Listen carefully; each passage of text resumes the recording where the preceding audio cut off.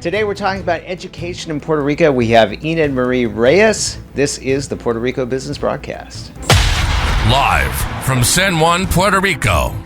This is the Puerto Rico Business Broadcast. Now, here's your host, Daven Michaels. Today we're talking about education. We have Enid Marie Reyes with us from the Puerto Rico Education Initiative. And Enid Marie, can you share with everyone your Puerto Rico story? Yes. Thank you for having me. Yeah. My story, I was born in Puerto Rico, in San Juan, right by El Morro Castle. Mm-hmm. So I just love the old city. It's in my veins. I do too, yeah. So anyways, I moved, I lived here at my early 20s, went to Texas to live, had my kids there. After the hurricane, I came to visit my mom on Mother's Day, and that next year of the hurricane. And there was so much need in Puerto Rico, and with my family, I decided to move back to Puerto Rico and see where could I put my time, my talent, invest in Puerto Rico, and help the reconstruction. That's great. That's great. And when did you start the initiative? I started the initiative September 4th of that year that I came. And there was a need for reforming the public education system. Mm-hmm. Actually, there was a law passed on 2018, Law 85, the reform law. That law basically, it had many parts, but basically what it was calling for the decentralization of the system. So the decentralization of the system. So I know like where I grew up, when I went to school, we had school districts, but Puerto Rico didn't have that, right? It was all one central system. Yeah. Until when? Up until when? Puerto Rico has a unitary system still. And like Hawaii, mm-hmm. Other states have a central level, and then they have the school districts, and it depends the amount of students. That's how many school districts they have. Uh-huh. And so Puerto Rico had the central level, and through the Law 85, it created 7 regions. Mm-hmm. It's called the regional offices, and it covered a lot of the municipalities on each region. They range from 100 schools to 120 schools each region. Okay. So they're big district compared to the states. Right. And so when does that happen? When is it fully decentralized? So it's not fully decentralized yet. Okay. We are working on it, mm-hmm. and there's a lot of challenges because that law called for budget to come down to the districts. Mm-hmm. But those districts are too large. So now there is a project called IDEAR, and that project, what it's trying to do is piloting how do we start creating what we know of school districts that maybe they're not 120 schools are very hard to manage. Mm. And then with everything at the top.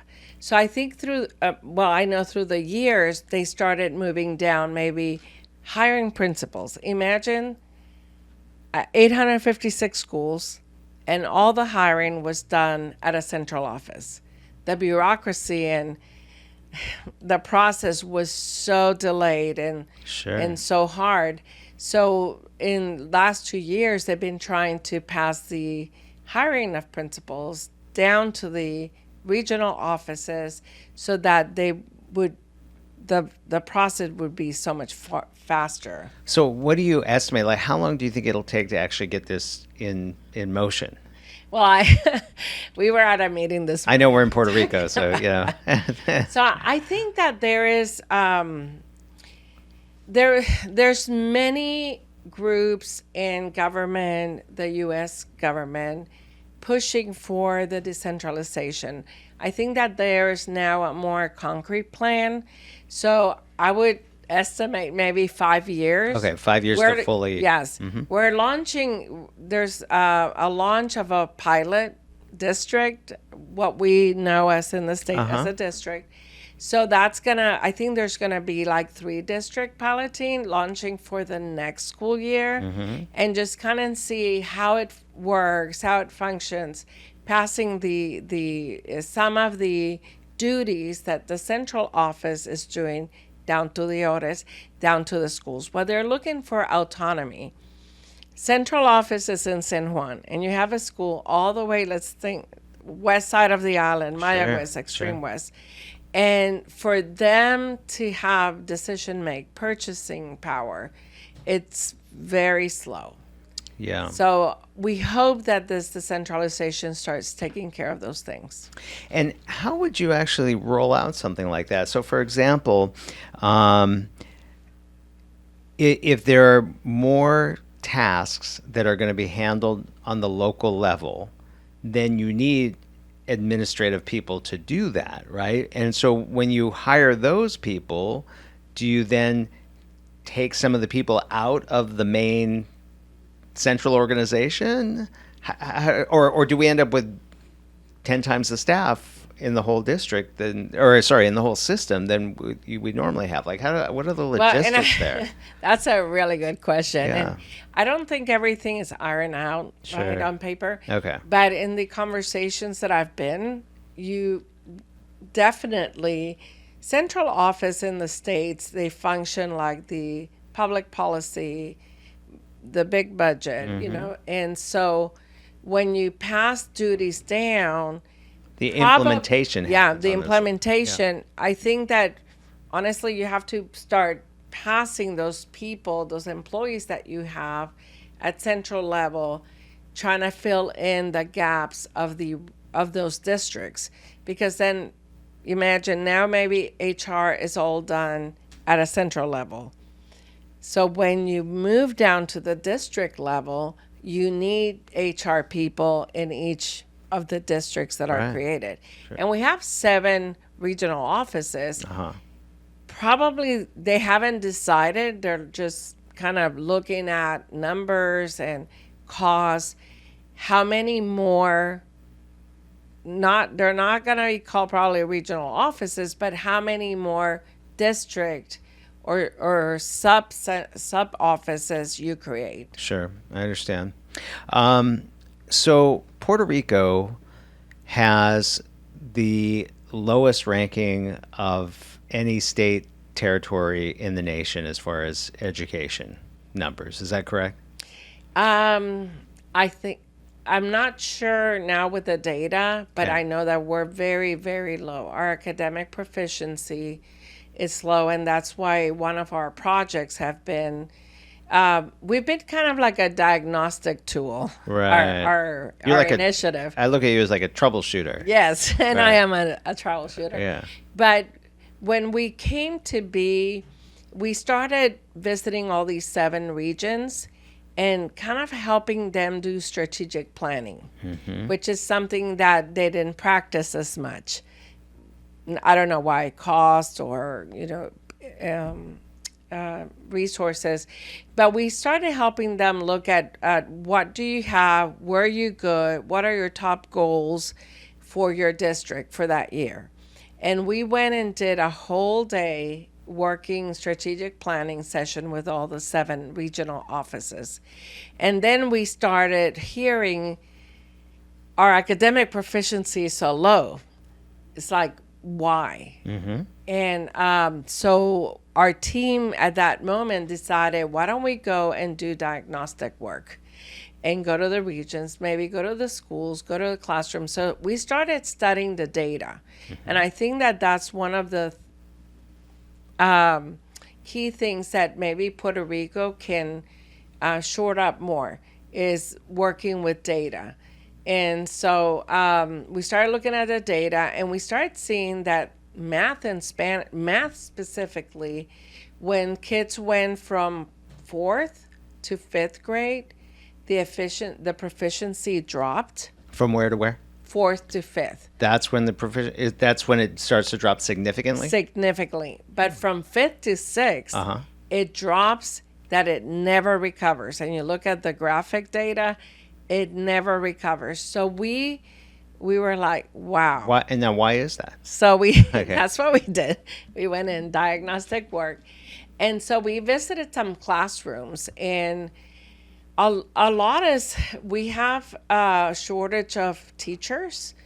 And so sometimes what we saw, it was that teachers, they were strong teaching the first part of math in, let's say, 5th grade, But when it came to the harder parts, like maybe fractions, other parts, they were not that strong, so they would stay in the first chapters. Oh, wow. So what happens was that when the standardized testing came, the kids did not know the material. So of course you're not going to score high on your test.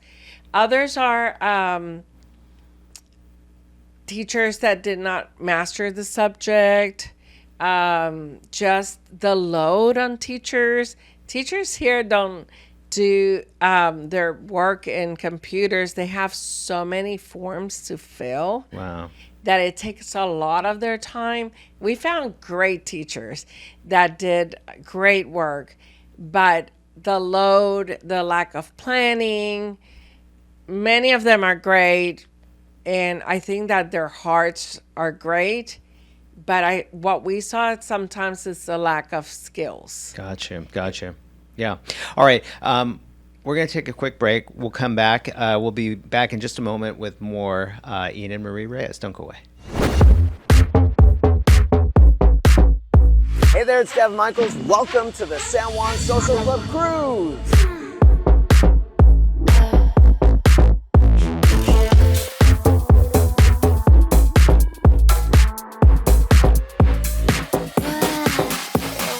Hey there, and welcome aboard the annual San Juan Social Club Cruise. I'm Daven Michaels, producer, planner, and founder of the San Juan Social Club. And I'm here sailing through the stunning Caribbean waters to give you a sneak peek into the biggest and best networking event in Puerto Rico.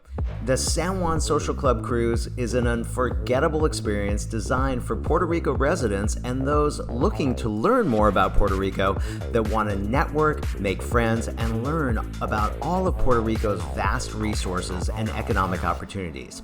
Imagine spending a week with us, taking advantage of this one-of-a-kind adventure to unearth exciting business, expand your local network, and make a lasting impact on our community.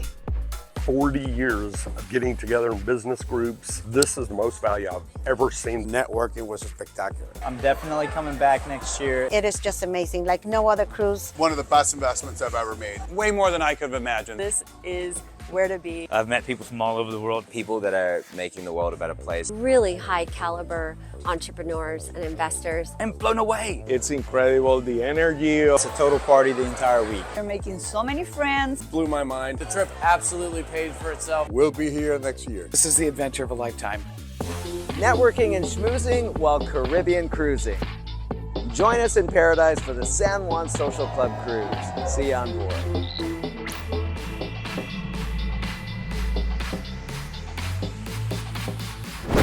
As a business owner, the last thing I want to be doing is payroll.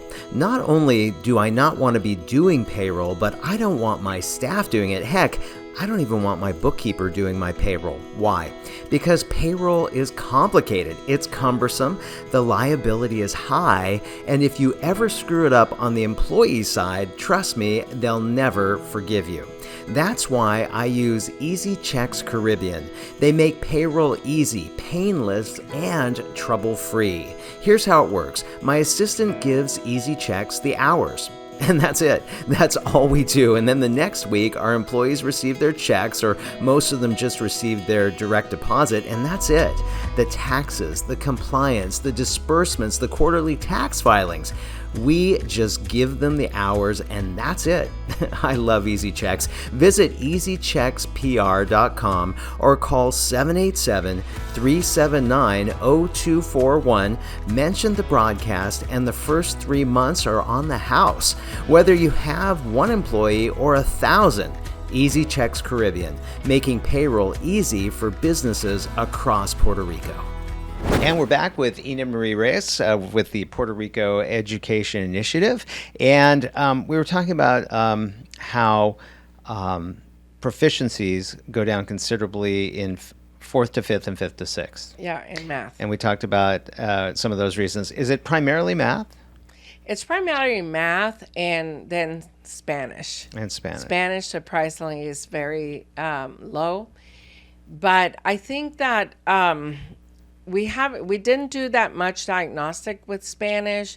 It's just kids come in the States, when kids come to school, they know maybe their alphabets, they read, but when they come here, many of them They're starting from scratch. Yeah. So you're getting behind. In the States, I know that I'm not trying to generalize. Sure. But the lack of reading and comprehension and teaching kids to comprehend what they're reading, we find kids in 8th grades, they don't know how to read.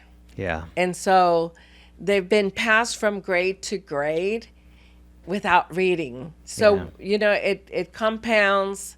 The subjects are, if you don't read, you can't do science, you can't do math problems, you can't do anything, right? Geography. Yeah. So I think that there is the pandemic, when the hurricane came, and then the pandemic, what it did, it put a light on those issues. Yeah. That were the lagging. So I think that there is, in Puerto Rico, many people were like, wow, we're missing this generation. Yeah. That is not reading, that is not technologically savvy because they don't own computers.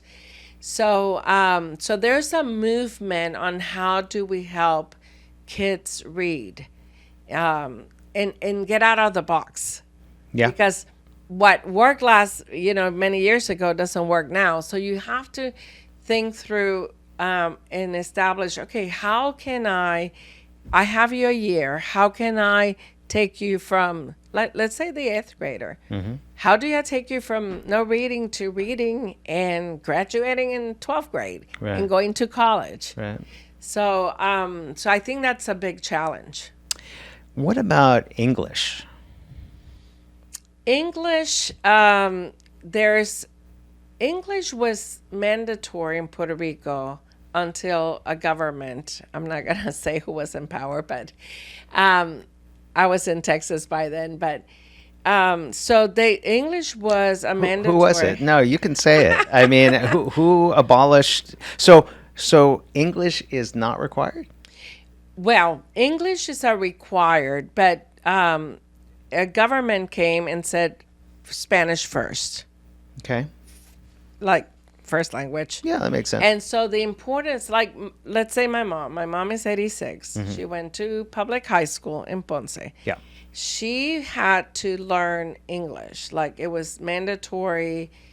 I can't say factual how it works here. I think they have an English class, but the fact that there is not a mandatory, like, everybody has to know 2 languages. It's not in place. Got it. And so what happens is when I came to work for, I don't work in government, but when I worked with people in government, you saw lawyers that had to review English papers, contracts, work with federal funding. They did not know English. So they depended on people to translate. So I think that I'm a Puerto Rican and I love my country and my flag, but I think that to compete in a global world, you need 2 languages, whether it's Spanish and Chinese, Spanish, English. I think you need English. Yeah. I mean, I agree. Yeah. So I think that was not like really demanded from education, and I think we've done a disservice to our kids. For sure, because I think it puts limitation on your future potential. Yeah. On what you can achieve easily. So how much English training do students get on a daily basis? Well, they have their English class, so probably that's 1 hour or 1 hour and a half, 45 minutes, depend the school. Daily? There's some schools, there's some schools that focus on English. There is some movement that we help as an initiative to start, was to have bilingual schools where we try to do some classes in Spanish and some in English. Some, they're called like more specialized schools, like full immersion. They're public, but they teach the subjects in English. But those are very few. Something interesting that when I was working with the bilingual programs and kind of helping these schools that wanted to enter in a bilingual program, they would say to me, kids start learning English in the higher grades in high school. And some, But it's so much easier to learn it when you're young, right? yes, but they start learning because they watch TV in English, they do music in English, so they learn the English. I think that because the world has gotten smaller, kids are more exposed to English. So they're learning, they watch programs in English. So, but as an academic offer that you say, English is your second language and we must learn it, I don't think that pressure is there. Yeah, that's true. So you started the initiative several years ago. And did you come out of education? No, Is that your background? Actually, my background is in asset-based community development. Okay. How do you help a very low income or immigrant community to move forward? Okay. And that's it takes a village. Because you start, but asset-based means that you go in that community and you find their assets. Every community, every type of work you do have assets. Education have assets. And in a community, an asset might be like a community center or community center, could be community leaders. Okay. It could be that the school district is in that community. It could be that there is people in that community that teach, that are CPAs or. Right. It's like, what can you leverage? Yes. Okay. What can you leverage? Okay. So you go in and you do an assessment of the community, and then you find the needs and where are the gaps. And the goal is to help them, give them skills enough that they would rise up and be the leaders of their own community. Okay. And solve their own problems. So is this methodology sort of what you brought to the initiative? Yes, it's a model that I created in Texas and had a pilot project for 10 years. So I bring it to education had the same problem. How do we move education? We know, everybody knows, is fractured. It needs help.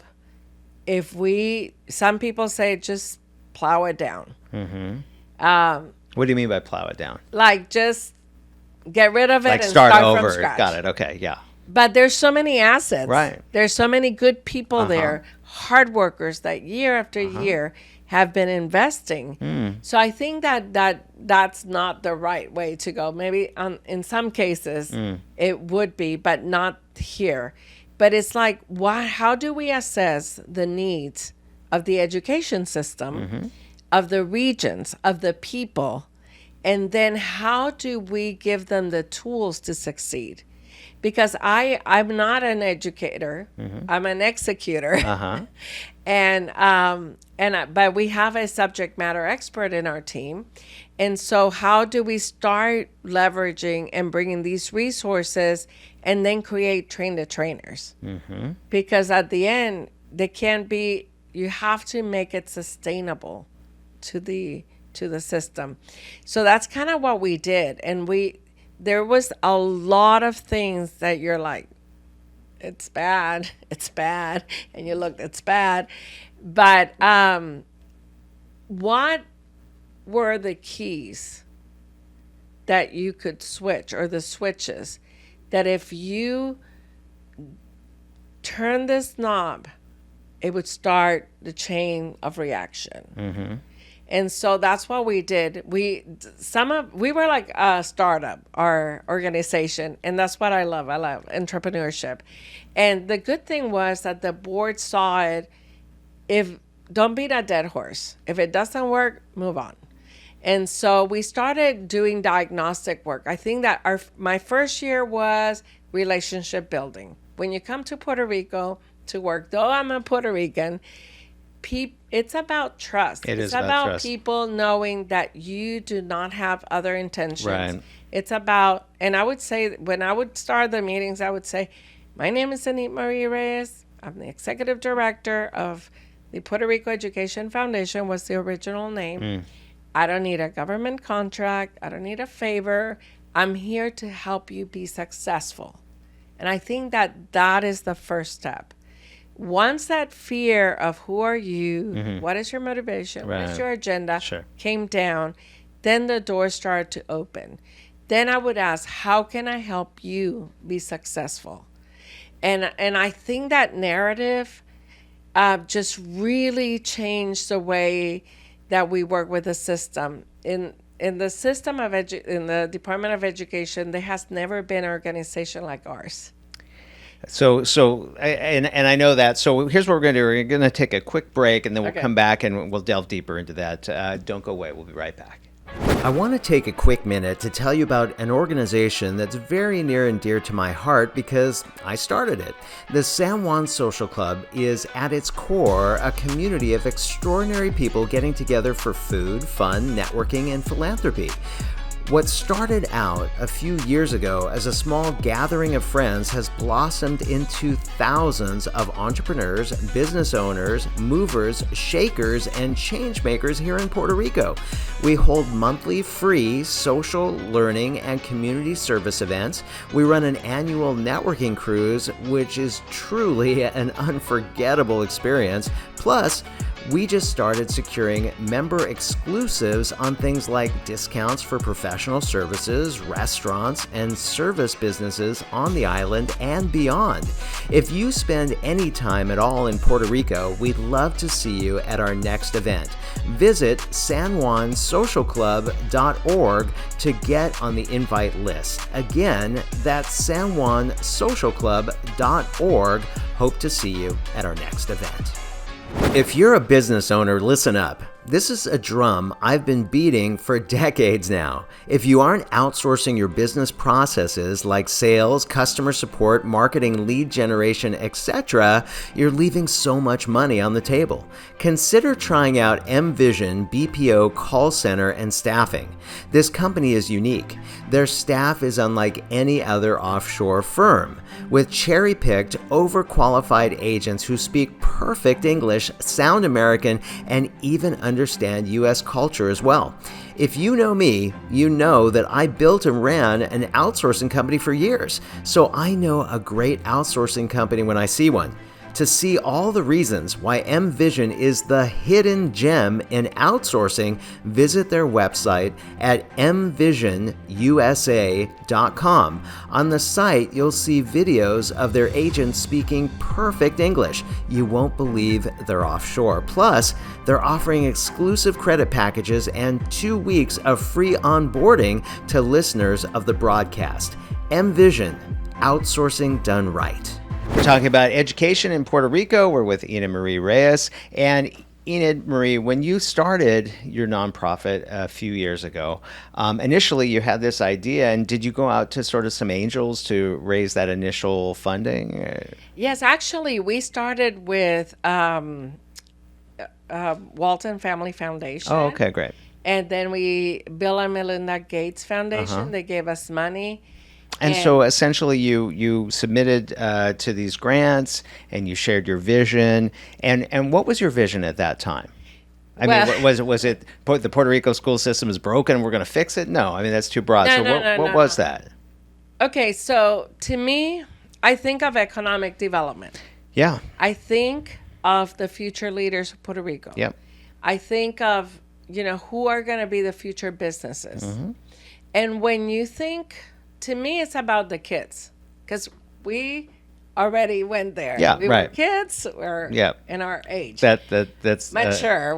It's already happened. We're young. Yes, right. And mature. Yes. But I think of the kids in Puerto Rico, and I always think I start with the end in mind. Mm-hmm.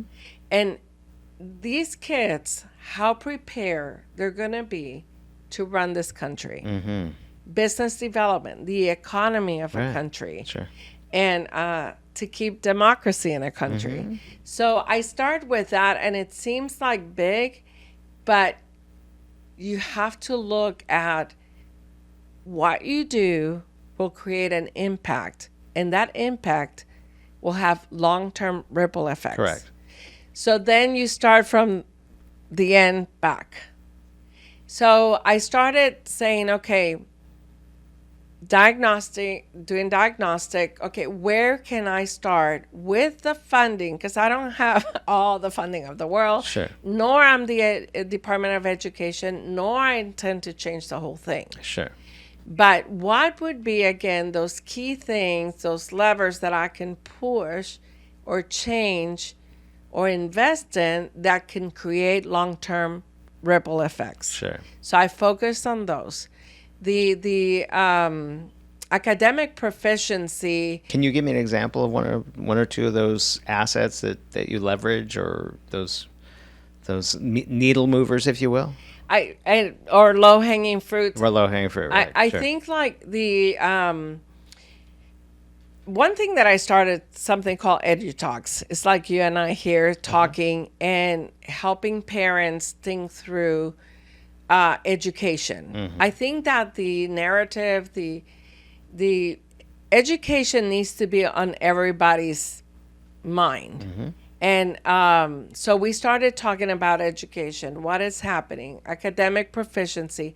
So academic proficiency was a very low-hanging fruit because we were invited to a region. We were invited to diagnose the region on why they had such low academic proficiency. And from there, organically, we decided, let's focus on Spanish and math. Okay. Third grade Spanish, fifth grade math. Okay. And I think is that if you see the bigger picture, which I tend to see, but the reality is you can't eat the whole elephant. I understand. So how do you start changing? Sure. And so with the academic proficiency program, we started talking to teachers. We started training teachers. And we started with 7 schools in Bayamón, in the region of Bayamón. And we started learning. And then we started helping them learn from each other through professional learning communities. And then that program has expanded from the region of Bayamón that we have now schools in all the regions. Okay.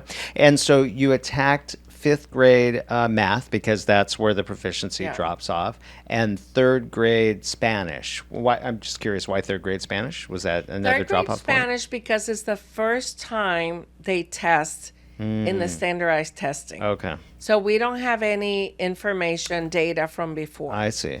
So one of the things that through our work, and in fact, we built this very organically, very simple, but very effective. It was the only program that was really giving results in the Department of Education. So we decided to add more things, more grades to it. But 3rd grade Spanish, also with our work, what happened was that they found out we've got to test, even if it's informally, the grades before. Because when you get to 3rd grade, you're if you don't know how to read, you're really behind. Yeah. So you have to start testing at 1st grade when they come in or kinder, do an assessment kinder, and then do an assessment every year. Sure. Okay. So one thing that's unique about your organization is that you guys actually work inside the offices of, and I'd say the school district, but it's not a school district, right? It's the Department of Education. The Department of Education. But you guys work inside the Department of Education, correct? Yes. Are there other nonprofits that do this? There's not nonprofits like ours in the Department of Education. And we have an MOU with them, a formal MOU, where we don't take government money, like local, we can apply for federal grants, but not local money.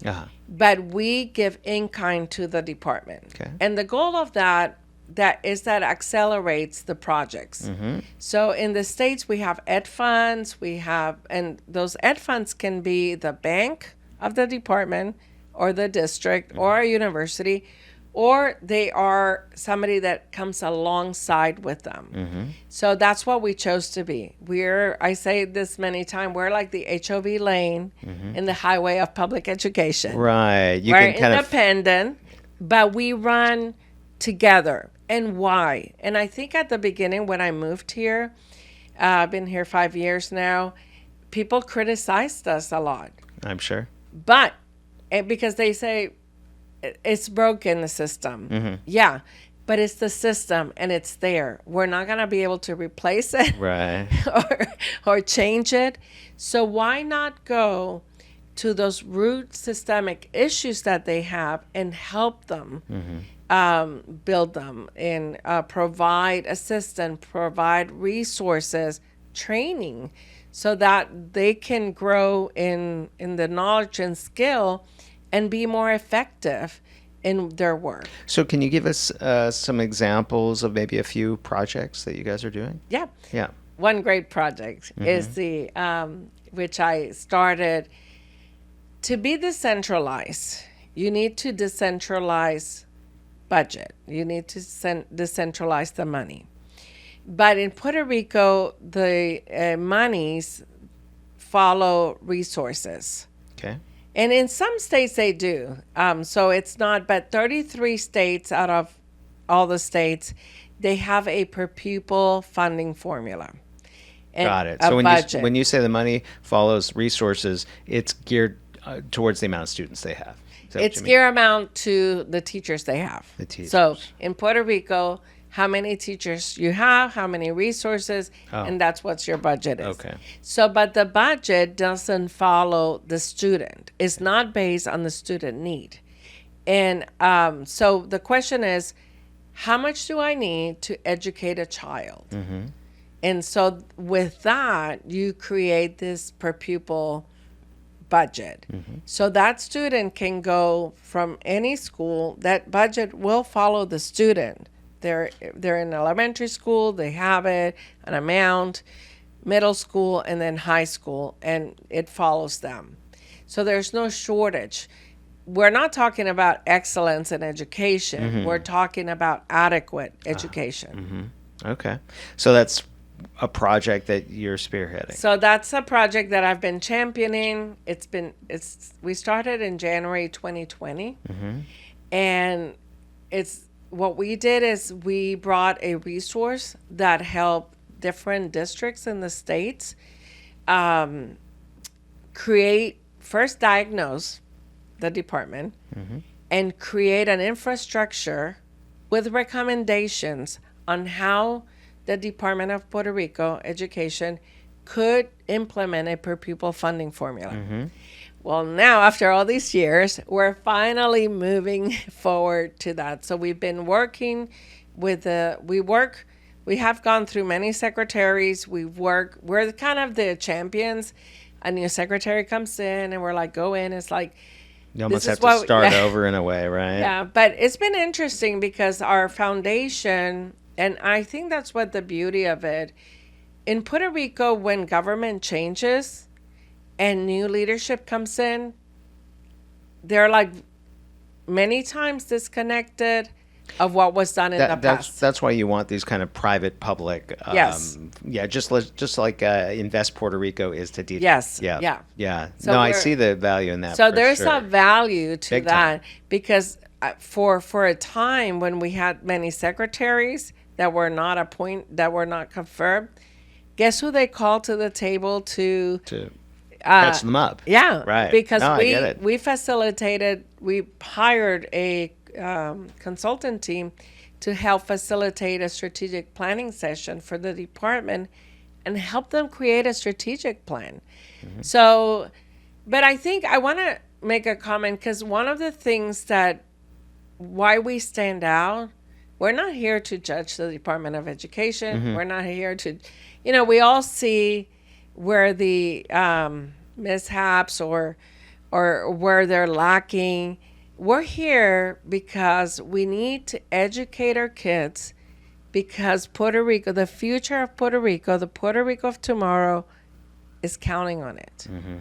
And I think in the state, something that really struck me, I work with Texas and district, Rockwell school district in Texas.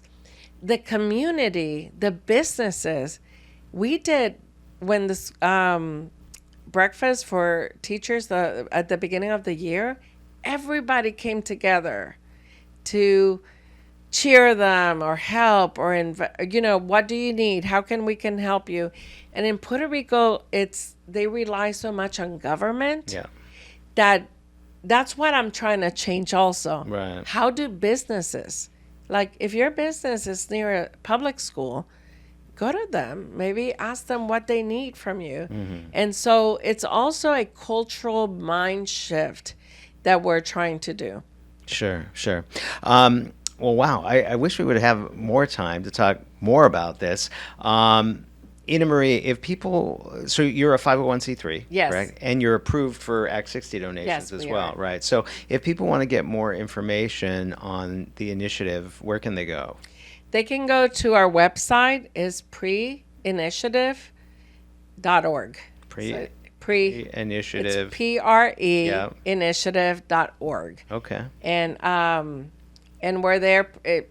So you can look and call us. Yeah. We do a lot of small meet and greets for people to find out.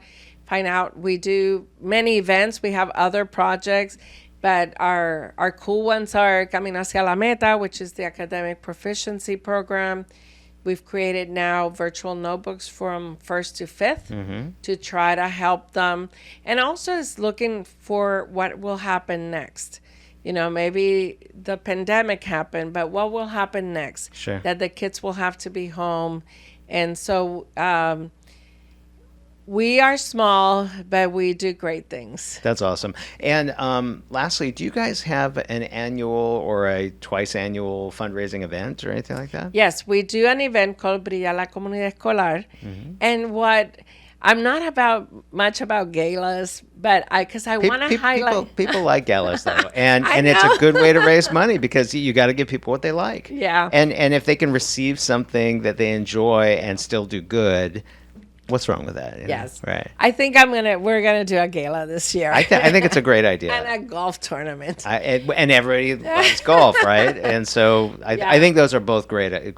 And I don't put down galas. No, it's fine. Because I go to galas to support other causes. Absolutely. But, and why do you go? Because you want to support the cause, but they're fun. Yes, right? They're fun. We dance a lot. Exactly. But Brilla la Comunidad highlights the teacher of the year and the principal of the year. Okay. And so what we do, it's more like a Miss Universe night kind of Oh yeah, style. you told me about this. Yeah. And you should see them. They get so nervous, like they hold hands. Yeah, the last two you showed me some of this. Yeah, that's great. Finalists. But we put all that event together, and we try to encourage sponsorship and. Depend the level people give. They stand up there and give the prize with us to the winner, and it highlights their work for sure. So we started working on it's going to be May 23, 2024. Okay.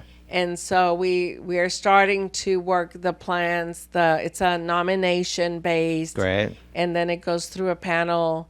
Through different faces and a panel of judge at the end, and then we do some videos of why they are the teacher of the year. I think that's great. I think people support what they create for sure, and people want to be acknowledged, right, for what they do and be appreciated. So I think that's wonderful. Well, this has been a great broadcast. I want to thank you for being with us, Enid Marie Reyes from Puerto Rico Education Initiative, and we'll go ahead and post the URL on the show notes. And if you want to check out the organization, it's a wonderful organization. And if you're enjoying the broadcast, make sure to follow us and subscribe and give us a 5-star review.